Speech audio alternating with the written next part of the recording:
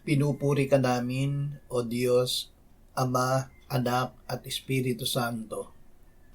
Salamat, Ama, na ibinigay mo sa amin si Jesus na iyong anak, na namatay para sa aming kasalanan, iyong muling binuhay, iniakyat at iniluklok sa iyong kanan sa langit.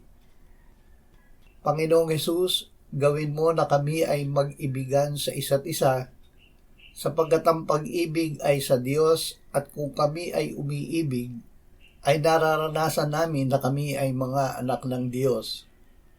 Magagawa namin na umibig dahil ang Diyos ang umibig sa amin at sinugukan niya na kanyang anak na pagtubos sa aming mga kasalanan.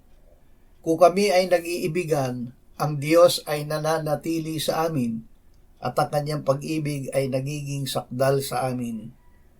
Salamat, Espiritu Santo, na pinatototohanan mo sa amin na kami ay nasa Diyos. Amen.